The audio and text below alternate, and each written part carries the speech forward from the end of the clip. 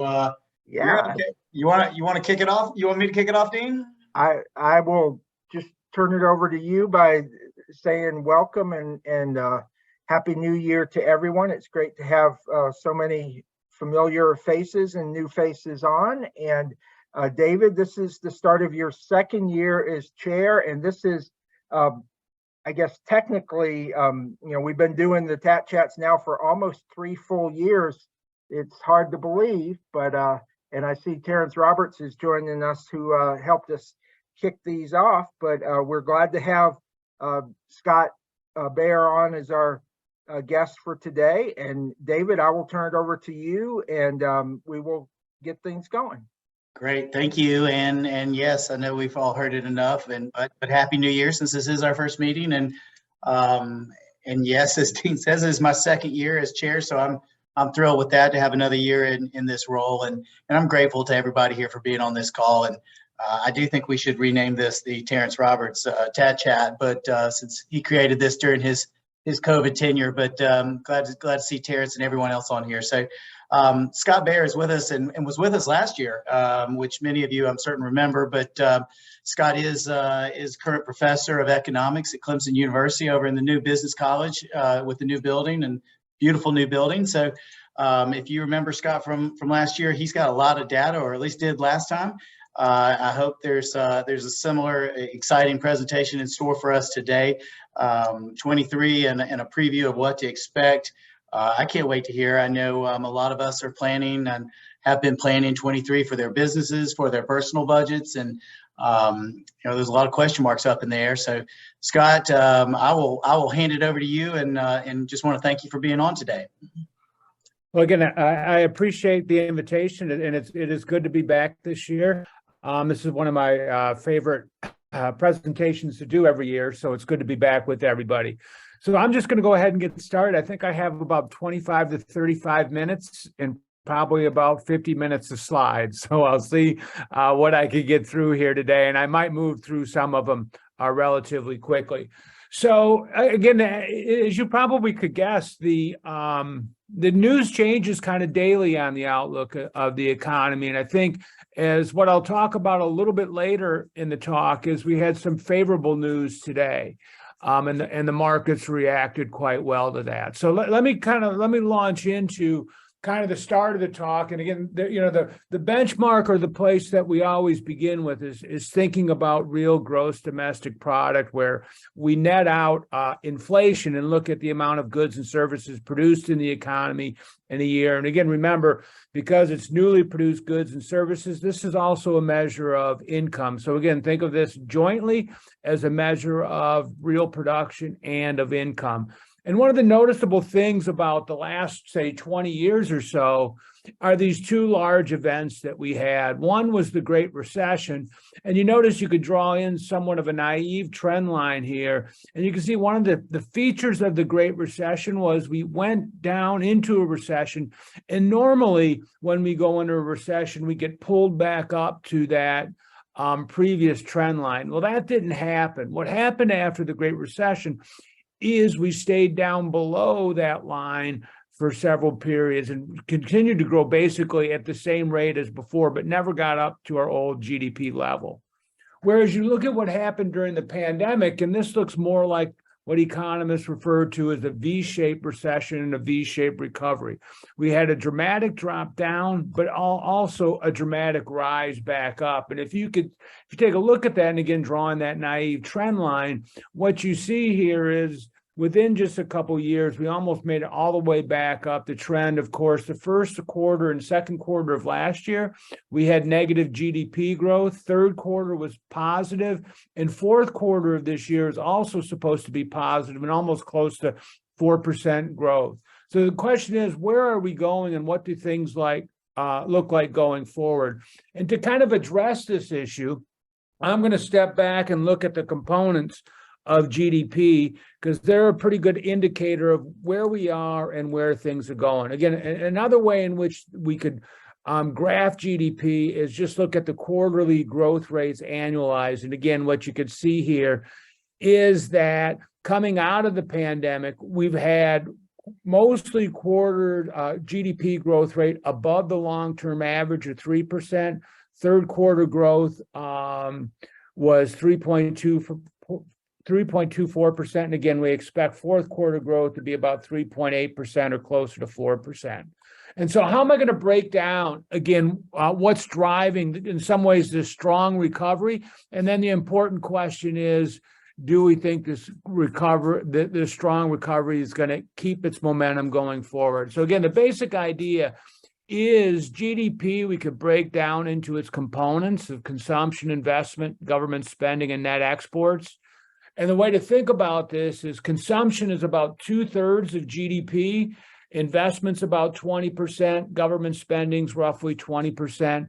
And so you can think of what's driving GDP by looking at what's happening to each of its components. So one way to think about this is if we know that consumption's 2/3 of GDP and consumption grows by 3%, then we can say consumption's growth accounts for about 2 percentage points of GDP growth. That is, we take 2/3 of GDP times that 3%, and we get to 2%. So that's the way we can think about how each of these components are contributing to GDP. And what the next few slides are going to highlight is the important contributor to GDP has been this consumption growth. That is what you and I buy each semester. That's 2/3 of that, and consumers have come back to the market in ways that we probably would never have expected when the pandemic started. And the question is, will that continue? So again, if we look at consumption growth, we can see this strong recovery. In April of 2021, consumption growth added about 8 percentage points to GDP growth. And it continues to add, again, a relatively strong amount each quarter to GDP. So again, the obvious question is, why have consumers come back to the market so much, and what was the main driver? Well, of course, we know the answer to this, and we could look at this. Again, we draw on that naive trend line.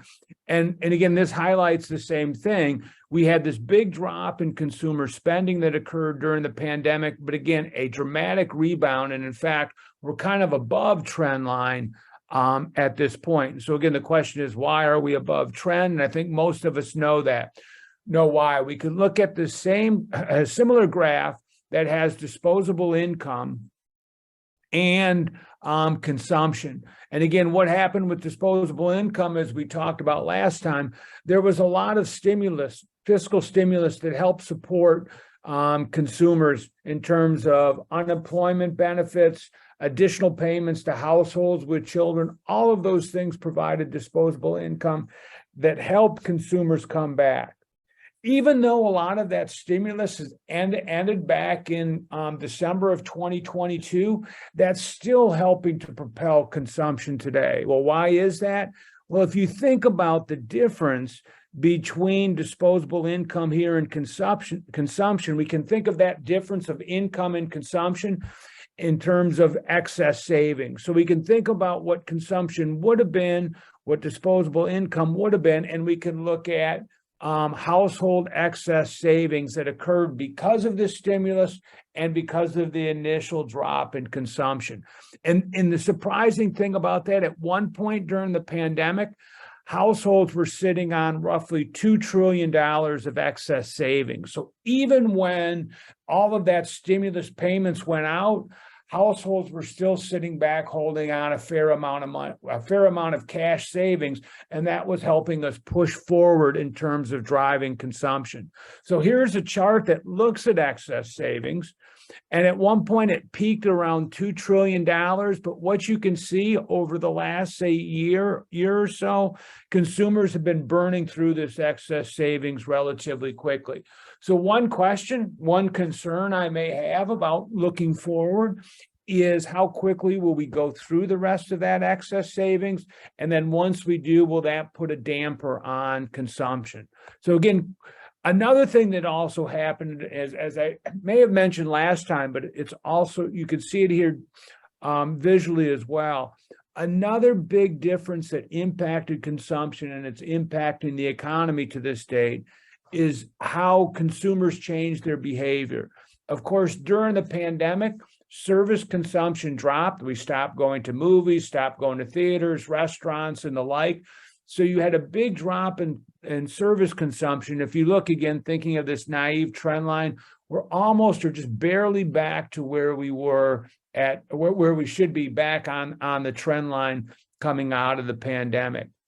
Whereas if you look at goods consumption, is during the pandemic, we tilted our consumption. Since we couldn't go to the movies, what did we do? We bought TVs for at home. We bought computers for at home. We bought a bunch of different goods at home so that we could have some of the same type of amenities that we were getting from services. The one thing that remains a little bit surprising to me that I thought that would have happened over the last year, this would have renormalized somewhat and our goods consumption would have kind of fallen back to trend, but consumers are still consuming roughly 15 to 20% more in terms of goods consumption. We'll talk about how this has likely impacted inflation a little bit later, but kind of the takeaway here from these last slides, thinking about the main component of GDP or the biggest component of GDP is consumption. So one, consumption still has positive momentum. The question we have going forward, will the consumption of goods and services normalize in the next year? That will have impact on potentially inflation. A second question in terms of overall economic growth, what happens when excess savings is gone? Will consumption drop quite a bit? Will that push us closer to a recession? The second thing related to consumption and consumer behavior is what happens if the Fed keeps pushing up, keeps trying to attain a higher interest rates, driving up interest rates on durable goods? Will that also push down consumption again, moving us closer to a recession? So those are the two things I'm going to be looking at throughout the rest of the year. How are consumers going through this excess savings and what happens when it's gone? And how are the higher interest rates that are prevailing in the market going to impact durable goods consumption? If both of those things cause consumption to fall, we might be moving a little bit closer to a recession. Another aspect of it's important to look at is investment spending. And by investment spending, we typically mean the purchase of plants, machines, equipment, residential investment, and inventories. And you can see by looking at this graph, if you go back to in your mind's eye, what consumption looked like. This chart shows that investment spending is a lot more volatile than consumption spending. In some ways, investment spending can be the tail that wags the dog. Here, I have some concerns about what's going to happen to investment spending over the next year, which makes me more concerned about if we will move into a recession in the second half of 2023. So what are my concerns? My concerns are as follows. When we think of investment, we have different components. We have the purchase of plants, machines, and equipment, often called fixed investment or capital budgeting. And what determines this? It's business managers who are looking forward on what they expect the state of the economy to be in the future. If they're optimistic about the future, they're likely to add plants, machines, and equipment. If they're pessimistic, of course, they're less likely to. A second component is residential investing. Housing starts could likely be slowed by interest rates. In fact, if you look at the fourth quarter of 2020, residential investment dropped so much. It was the biggest drop in residential investments, the Great Recession. Part of that was due to the higher interest rates, and I'll show that. The third component, and this is the real wild card, is changes in business inventory.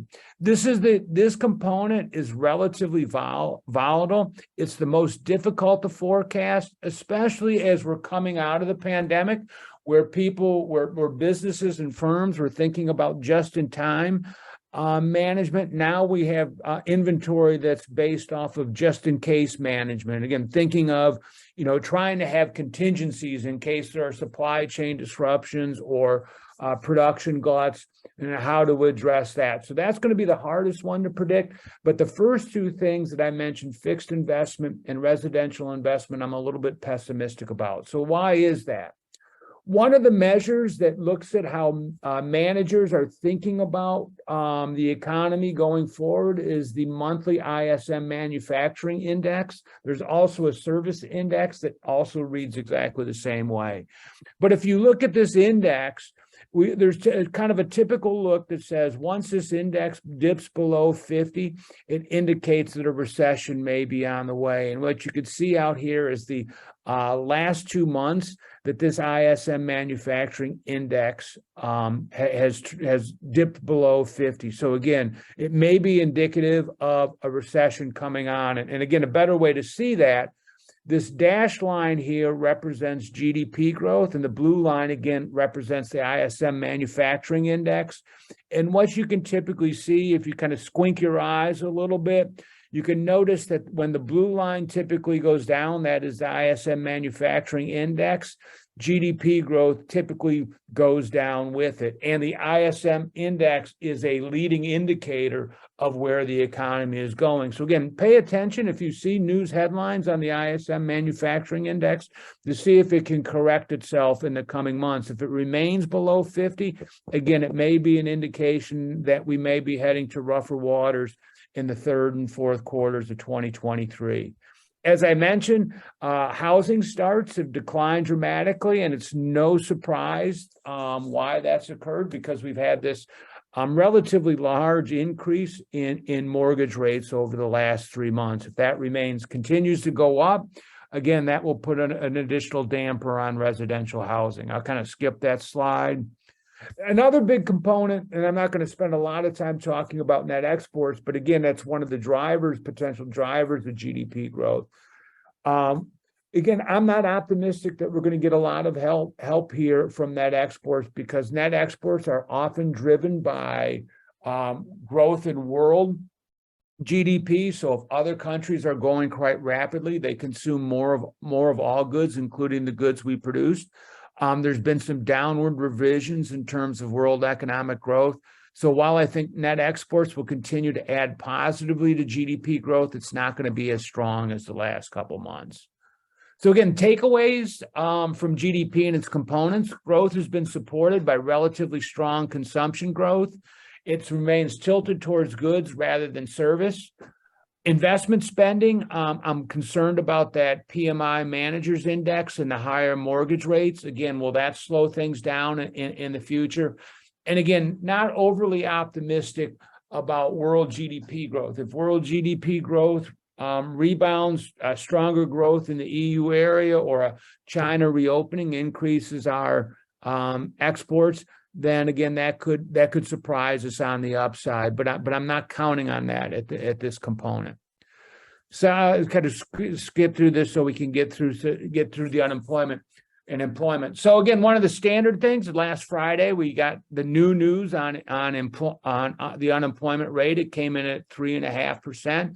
But I think most people now don't focus a lot on unemployment. There's a lot of warts that go along with this number in terms of who's in the labor force, who's out, who's employed, who's not employed.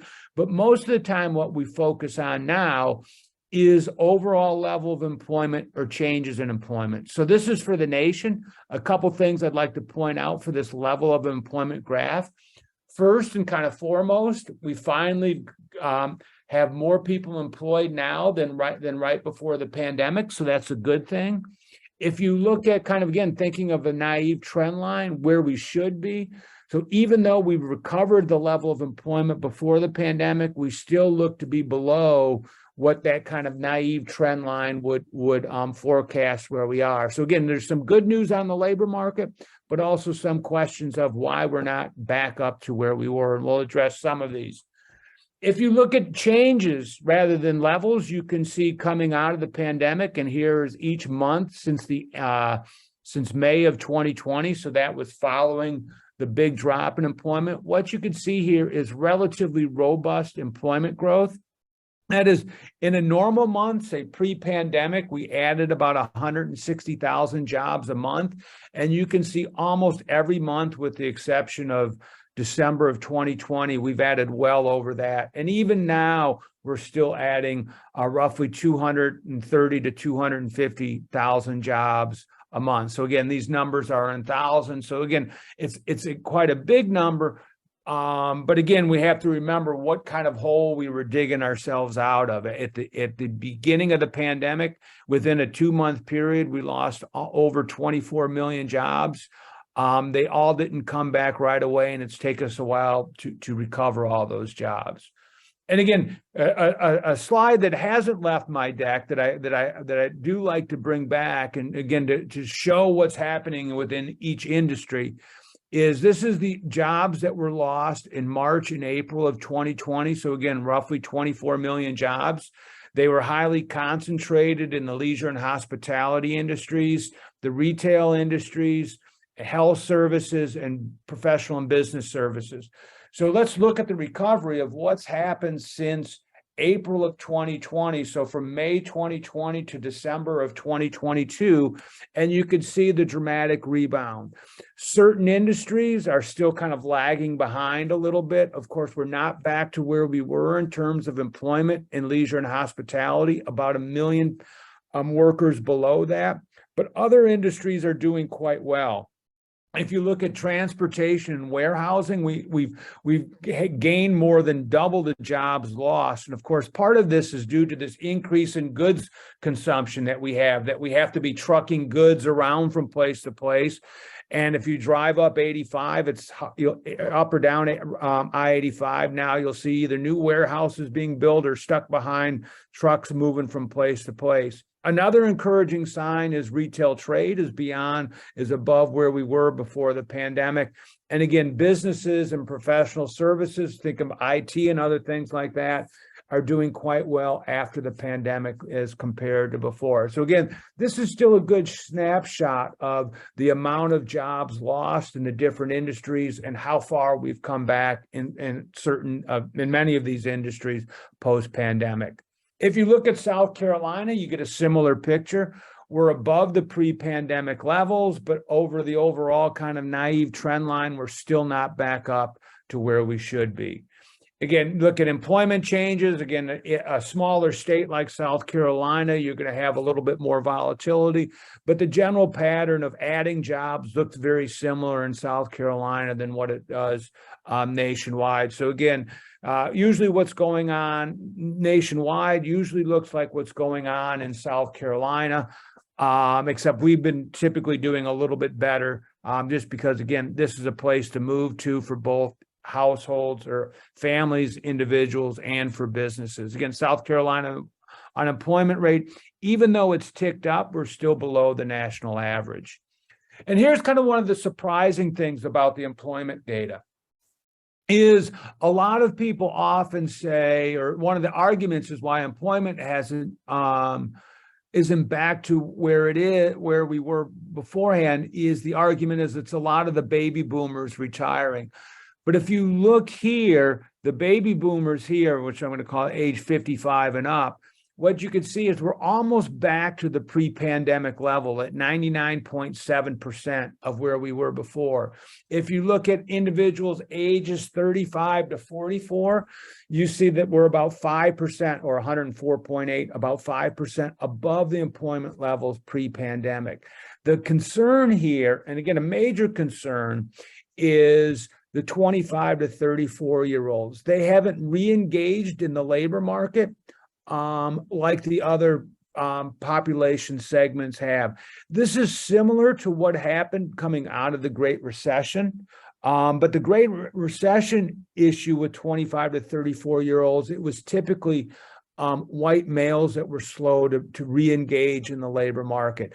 This time, the age 25 to 34-year-olds, it seems to be the same across gender, across different racial lines. So one of the things we don't know the answer to yet is why is it that this age group is not re-engaging back in the labor market? It may have something to do with the industries that we're working in. Maybe they were predominantly working in the leisure hospitality industry, so they haven't gone back.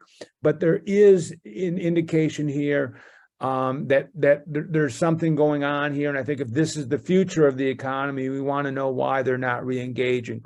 One possible positive explanation for this is that many of these workers are now moved into the gig economy, so they wouldn't show up into the standard employment rates. Another thing related to employment that I think that we see around us quite a bit is, and this will lead into the next topic of inflation.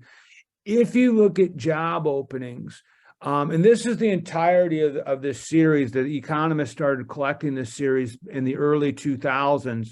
So this rise in the number of job openings to over 10 million, this is the largest thing that we've ever seen on record. And there's a big gap, and this is monthly job openings and this is monthly hires. This gap of 4 million difference between hires and openings is, again, something that we kind of have casual knowledge of as we drive down the street and we see all the signs for help wanted. But here's some real data behind this increase in demand for workers, and we're not filling these job openings. So, one quick question, that you could ask or think about, is, well, what's the easiest way for firms to fill these openings? Well, one, make it better conditions for employers to want to work. There are lots of ways to do that.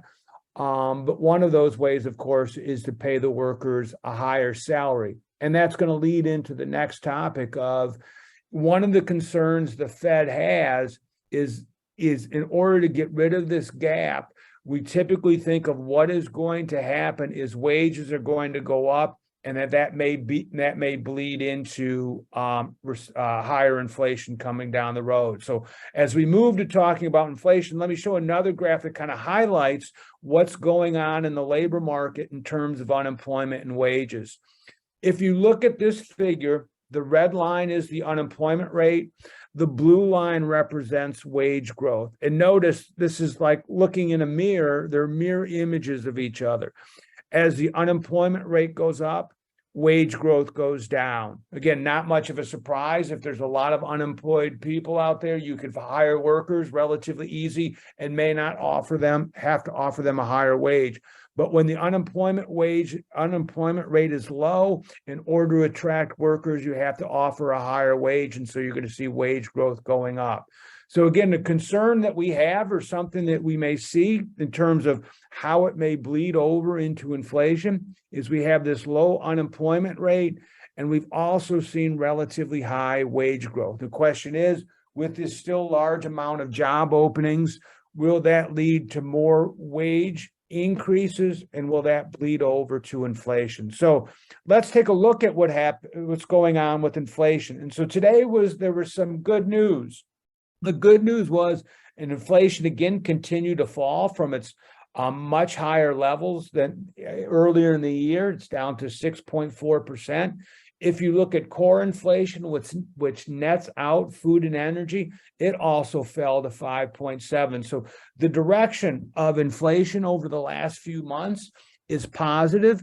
It's encouraging, but there's still some issues that the Fed is going to have to worry about and address and think about when it addresses inflation. So again, what are the factors that caused inflation in 2022, and how much of those will be around in 2023? Of course, there were supply and demand chain issues. As I mentioned earlier, that tilting of consumption towards goods relative to services, and then all the fiscal and monetary stimulus also contributed. So I'll address each of these briefly in turn. So again, this chart here is put together by the data is put together by the New York Fed, and it shows global supply chain pressures. So when this chart goes up, that means there are more global supply chain pressures. When it goes down, that means those pressures are easing. So again, what we see is what we would expect, that during the pandemic, there were global supply chain issues. But what we've seen over the last few months, the last year or so, if those pressures have started to abate some, but it is still the case that we're above the pre-pandemic issues. So again, the way to think about that is the supply chain issues have gotten better, but they're not back to pre-pandemic levels. And I also want to highlight, and again, is we should also think about these not necessarily as global supply chain issues, but they're also related to demand issues. And why do I say that? When we think of the quintessential example of the global supply chain issues from 2021, I think are the automobiles and the lack of production or the difficulty of production in producing automobiles. And the main reason for that, as we all know, was the difficulty of obtaining computer chips. But it really wasn't the case that computer chips production decreased. Part of the issue with computer chips were that the computer chips that the auto industry was once using now were being demanded by electronics, that TV, that computer, that new stereo system that we were putting into our homes. So even though computer chip production didn't decline, we had this increase in demand for goods that were requiring all the computer chips that made them relatively more scarce, and it made it difficult for some of the users of computer chips to obtain them. So again, point here is when we say there are global supply chain issues, it's not always on the supply side. There's also oftentimes demand effects that are causing the lack of supply for other users of those intermediate inputs. And this chart here kind of highlights that. If you look at imports into the US, containerized imports, you can see that they were much higher in 2022 than when they were before. So again, this is indicative or indicates that we were getting the supply of goods, but just the demand for goods increased so much that not all of the users of those goods had access to them, and those caused some of those issues. Again, and again, let's go back to that issue of that increase in demand for goods relative to services. And how has that manifested itself in terms of inflation? What you can look at here, you can break out inflation of consumer expenditures into two components. The red line represents service inflation. The blue line represents good inflation. Now, again, good news here and bad news. What we know, I was just saying, this kind of looks like a cat or Batman here, but that's besides the point. One of the things that we should note is that goods inflation has come down quite a bit since it reached its peak, and so that's good. Some of the bad news is that inflation, service inflation, has risen quite a bit. And that has always been relatively stable. Now it's up to about 5%. Why is this important and why does this matter? Service consumption is about 70% of what we consume. So even if goods inflation went to zero and you take 70% of 5.2, that's still 3.5%. And if the Federal Reserve's inflation target is 2%, we're still well above the Fed's inflation target of 2%, and the Fed will continue to want to bring inflation down. So again, a key thing to watch going forward is, does this service inflation start to creep down? That's when the Fed will begin to take its foot off the brake. I think today's news gives me a little bit of encouragement. As of Thursday, or 8:29 this morning, I would have thought the Fed certainly was going to raise interest rates by 50 basis points on February 1st. I think now we're equally likely to see a 25 basis point on February 1st and a 25 basis point the next time the Fed meets. So again, I think the Fed will continue to raise rates, but they may decelerate at the rate that they're increasing rates. And again, the last slide I'll have, and then I'll turn it over to other questions we have, is again, it's important again to think about, the other driver of inflation was that combination of the fiscal and monetary stimulus that occurred. So this measure of money is transactions money, what I refer to as transactions money. It's money that's in your checking account, savings account, your billfold, your wallet, your pocketbook. And what makes this, what again I want to highlight about what is distinct about this period relative to other periods, if you take your mind back to 2008, there was all the talk about how the Fed pumped all the money into the economy back in 2008.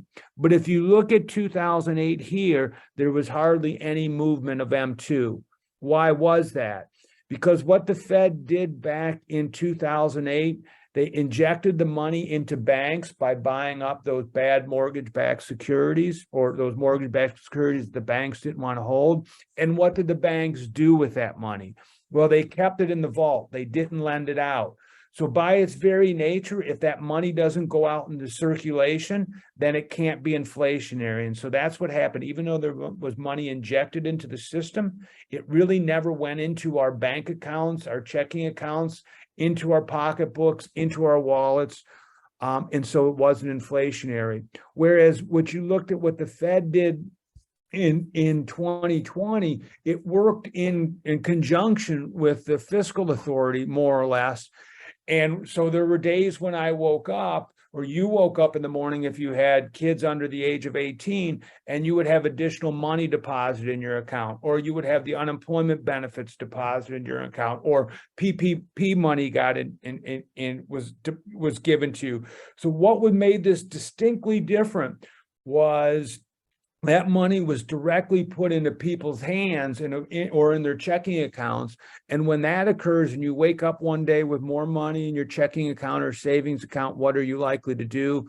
You're likely to spend it. That increase in the money supply, that increase in the demand for spending goods was likely one of the drivers of inflation. And so what we've seen here over the last few months, as the Fed have increased interest rates, they've also brought down that level of M2. So again, that's easing some of those inflationary pressures. So again, that's all I had for today. So again, I should say a couple more things why I think inflation is easing. One, of course, that I didn't have up here, commodity prices. We're getting a break from the lower gas prices, lower oil prices. Some of the prices on grains and other things have dropped. That has given us some relief. Second thing, again, is we're getting some rebalancing of consumption. The third thing is the Fed has been fairly effective in raising interest rates and then tamping down demand. And so that's curbing some of the inflation. So again, I'm happy to answer any questions. I probably went on a little bit too long, as I always do, but I'm happy to stay on and answer any questions if you have them. No, Scott, yes, we have a few minutes for questions, and thank you. You were perfect timing wise. I'm going to start with one from Guy Boyle up in Spartanburg, and he's asking really about the when you're talking about the dollars and additional consumption and increase, is it absolute or inflated dollars? And then he asked in a better way, is how much of the increase in consumption is coming from inflated costs? Yeah. So that's a really good question. I should have been clear. So what I put up there was the charts I showed were inflation adjusted spending. So we're buying 20% more goods after you adjust for inflation. If you were to add that back in terms of overall consumption, goods consumption would be up about 33% higher. So yeah, there's a combination of both. I should have been clear, but that is in terms of real production, real consumption of goods. We're just consuming more in terms of numbers after we net out inflation. If you look at that nominal inflated cost, we're spending quite a bit, like 33% more. Good question. Thanks, Guy. And I'm going to skip your question for a second, David, because and go to Tony's question, because it also connects into that inflation. His question is it that the rate is just inflation rate has dropped month over month, but that overall it is still rising. So it's just rising not as much as it was, or is that not correct? Yeah. So what the chart I presented there showed the inflation rate year over year. So it was what things cost in December of 2022 relative to 2021. If you look at the monthly change of inflation, there still is some positive persistence in that, but it is decelerating as well. It's not going up as rapidly as it was before. So again, the measure I present, the kind of the headline numbers that you will hear on the news this evening is year over year. So it looked at prices in 2021 relative to 22 December. You stay on that month, get some of that seasonality out. But again, the important thing is, yes, prices are still going up, but they aren't going up as quickly as they were before. Well, and does that depend maybe on the particular item? Because I was shocked to go to the grocery store a week or two ago, and eggs, which I had never remember paying more than $1.50 or $2 for 18, are now $7. And for an 18 pack, and I know others, but that had stayed relatively consistent at the beginning of when everything else was going up, and now all of a sudden that particular item has skyrocketed. Is in some cases, is it a delay in the inflation increase, or what is the reason that that some things are rising now that maybe didn't rise 6 months or a year ago? Yeah, so there's all, I mean, so again, so all of these things are weighted by how much we normally consume. So there are a couple of things that are still going on. I think one is the eggs issue. It looks like there's some supply issues going on that's causing this spike in egg prices. And again, what we see these type of things happen all the time, that there are changes in demand or supply that can impact the relative price of something. But also one of the things I think we're seeing too, and this isn't with eggs, but it's with other goods. I think while there was some talk about firms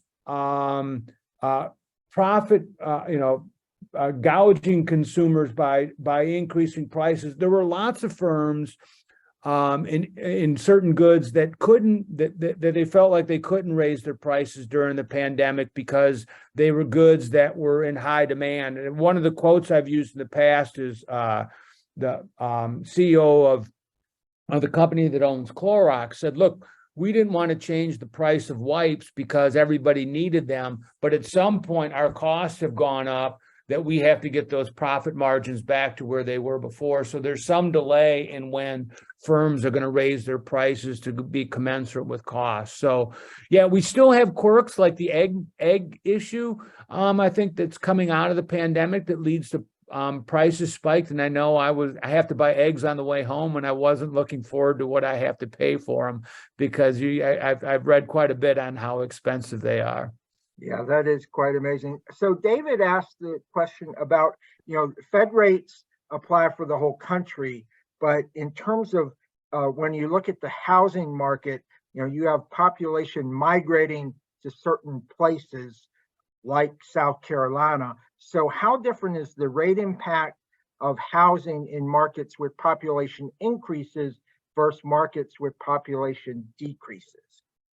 Yes, that's another really good question, and I'll address. One of the things I think is what is nice about South Carolina for in terms of building and construction in most areas, except if it's going to be close to the ocean or on the lakes, is we're a pretty friendly environment for building, and we have a fair amount of land. So that keeps some of the costs and the availability down, so that even though as interest rates go up, housing can still stay roughly affordable. I think where these issues, and you get very large regional issues, is some of the more populated areas, more densely populated cities that have, and areas that have more regulations in terms of what can be built. The higher interest rates and mortgage rates there are going to have a bigger impact on home sales and the housing market than here. Yeah, so how the Fed raises interest rates and how mortgage rates go up is going to have an uneven effect across countries. Some regions that have, again, more friendly building policies and more land will be able to adjust to the higher interest rate and accommodate the housing demands. So the last question I have, or maybe if there comes another one, is you mentioned the ISM index and said it was starting, it's shown a little bit of a decline the last couple months. And I know, we have a lot of manufacturers on the call and in this area. And my dad was in manufacturing for many years, and they tended to take off a couple weeks at the end of December, as a entity over the holidays. Everybody took vacations at the same time. So the question, and the same in Thanksgiving and those kind of eras, is part of that decrease in the later months of the year kind of the normal ebb and flow of manufacturing as an industry, or is that been coming down for a while to where it is indeed something that won't necessarily pick back up as we get back into the first quarter of the new year? Yeah. So I think people online here, this is my 30,000-foot view of reading the tea leaves of the PMI index. I do know in the construction of the index, they adjust for seasonality. So if they think that December is typically lower for whatever reasons, then they adjust that number up given the seasonal nature. But that, I think the most recent number comes back to I can't remember if I have the December number or if the last number was November, so it should be before kind of that break. But it doesn't have that kind of 12-month pattern. If I would go back and show the chart again, there's no December, annual December recession. It doesn't show up, and I think that's because they make seasonal adjustments to that, right? Because January would always be a bad month, right, coming off of the Christmas holiday. So I think they make those type of adjustments. So that is something for the next couple months we need to see, and if it continues that decline, that's especially I would assume in South Carolina, and most especially in the upstate, because we are such a manufacturing hub. Yeah. And again, a lot of our, we do consume a lot of services, but a lot of our services, even in the upstate, maybe especially in the upstate, are services that are geared towards support of the manufacturing as well. So if the manufacturing goes down, the services typically go with it. But you could keep an eye on both of those numbers. They both dip below 50%. Well, I will tell you, Scott, I have learned more in the last minute about why the egg costs have gone up so much from everybody here talking about the avian flu and the increase in feed costs and all that. So obviously there's multiple reasons that eggs have gone up to where you got to get a bank loan to buy a dozen. So you might need to stop by the bank on your way home. But so it sounds like as we're going to wrap up here, and I'll give you one last word, that that we have seen some positive things related to the economy, and it is not tanking to the point. If I remember last summer, there was, of course, the question: are we in a recession? And we kind of have bumped back up a little bit, but it sounds like that kind of that big unanswered question right now is, as the nest egg of $2 trillion you talked about earlier continues to decline, where the question for you and all economists, I guess, and thus for all of us, is when that gets back to normal or to zero, where do we go from there? Right? That's kind of the unanswered question. Yeah. So I think the two big questions are: what happens to consumers when that excess savings goes away? Second question, this important question, is the Fed statement. I think the Fed has done a pretty good job of bringing inflation back down. Of course, some of it was good luck in the terms of oil prices and gas prices kind of renormalizing. But can the Fed continue to push up interest rates without slowing down the economy too much? So again, putting together two graphs, one of the things that the Fed is, even though interest rates have gone up quite a bit, the federal funds rate, their target rate, has gone up quite a bit. We still continue to add over 200,000 jobs a month. If we continue to be able to do that going forward for the next 4 or 5 months, I'm fairly optimistic we'll get through 2023 without a recession. But again, How can the Fed walk that tightrope of getting inflation down without slowing down economic growth and employment growth? They've done it better than I thought they would have so far. We'll see if they can continue. Right. Great. Well, Scott, as always, we very much appreciate your insights and information. It really does give us a great kind of thing to look at as we begin the year, and we will certainly stay in touch, and hopefully if anything major happens, we'll be back in touch now, and then we'll look forward to having you back next year to tell us how great 2024 is going to be. Yeah, I hope they say how great 2023 was for everybody and how great 2024 is.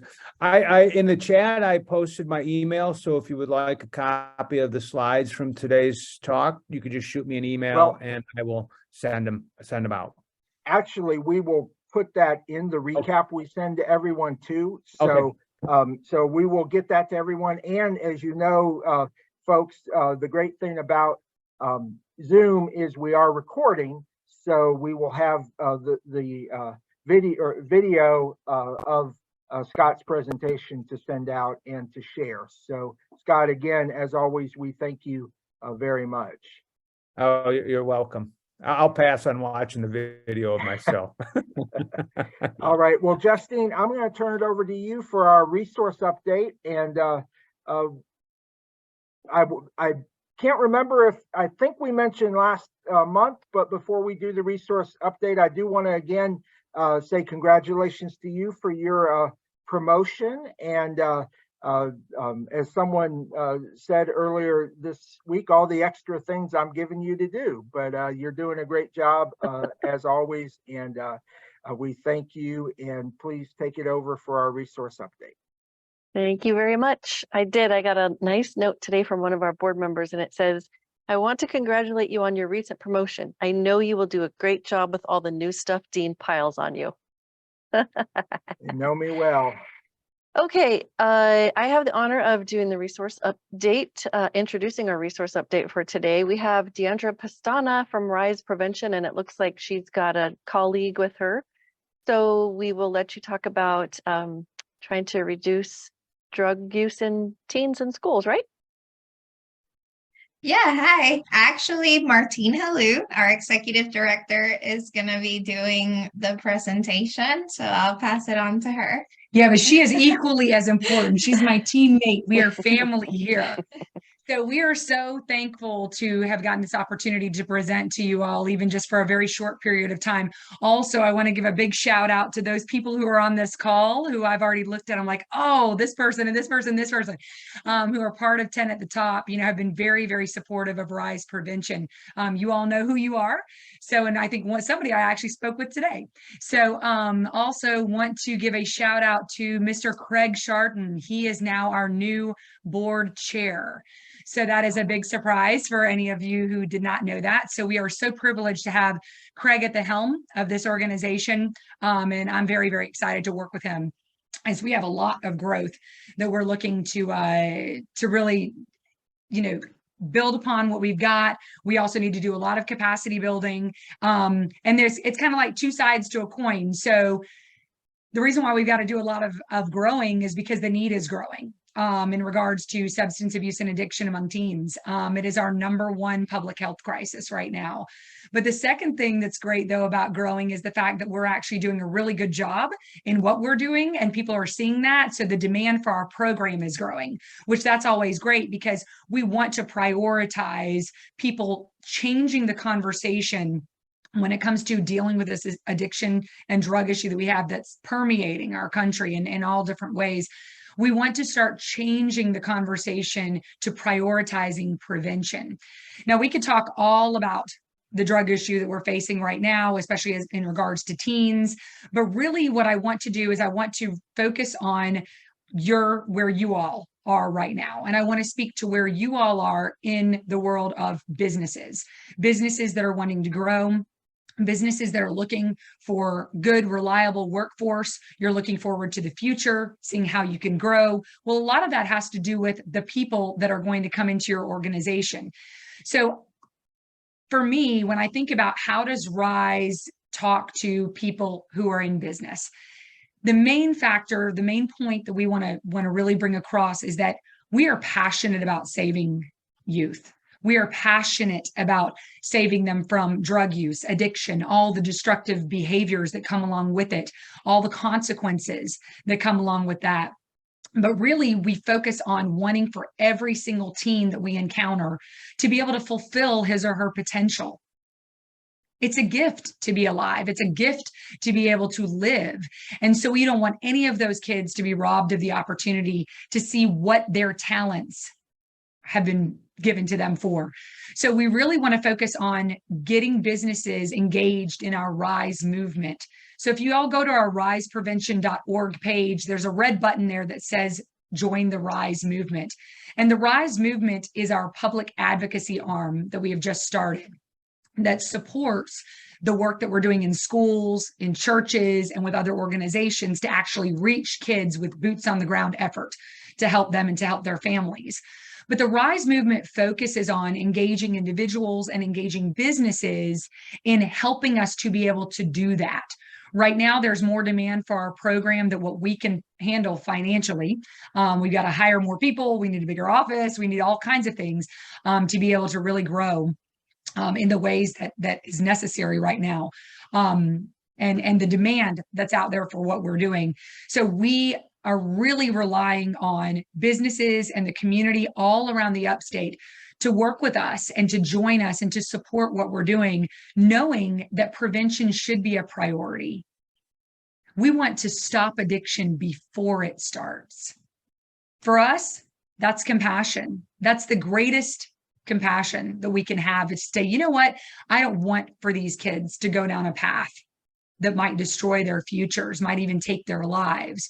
What we need to be doing is being proactive on the front end to get these kids to understand that drug use should never, ever be an option. Drugs will never solve their problems. Drugs will never make their life better or help them deal with life, which is pretty tough right now for adolescents. I mean, I'll go ahead and admit, you know, I would not want to be a teen right now. In today's world, it's very, very hard to navigate in today's society. And what we're seeing is more and more data is proving that we've got more depression, anxiety, stress in this population right now than ever before.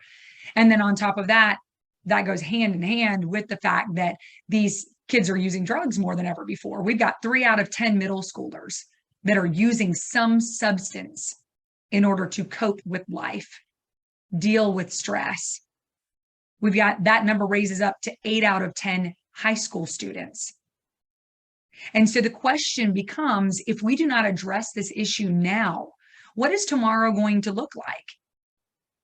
And we are convinced that what tomorrow looks like depends 100% on how we do prevention today. And so we're just glad that we are able to have been working with some really great people over the past 4 years, namely the ONDCP, who chose us as a promising program in prevention and has helped develop our program with us by providing us with very valuable technical assistance that we would have never been able to afford. We've also partnered with the South Carolina Department of Education, the Palmetto State School Counselors Association, Greenville County School District, to develop a program that can be school-based, which is very, very important in reaching these kids where they are, but that also doesn't compromise the academic time that they need. So we have found a really cool and innovative way to kind of be integrated into schools to supplement their comprehensive health standards that they have to achieve while focusing on providing effective drug prevention programming to them while understanding that drug prevention is very much linked to the mental health of young people. So in our program, not only do we provide drug prevention education, but we provide access for students and their families for resources out here in the community that we connect them to directly that will provide them either mental health therapy, behavioral health therapy, and if they cannot afford it, we actually have scholarships to cover that cost, because we believe that dealing with that on the front end is really where we need to be making the most investment. So I appreciate you all. I encourage you, please, to go look at what we're doing. riseprevention.org is our website. Join the RISE movement if you can. If you're a business that's interested in supporting what we're doing and getting our program into schools in your community, we'd love to talk to you. Also, we're on Facebook at RISE Movement and on Instagram at RISE Prevention. So thank you all so much for your time. Thank you for what you're doing for upstate South Carolina. We are strong, and we can get even stronger together by focusing on the things that really do matter. Thank you so much. Such important work. You might you. see in the chat, you've got some supporters putting their 2 cents in. Yes. And Thank you. Erica did put a link to the article that you submitted for our newsletter and blog. Thank you so much. And Erica also did put a link to our upcoming events for everyone. And with that, I will say thank you and pass it back to our board chair, Mr. David Thank Field. you so much. Great.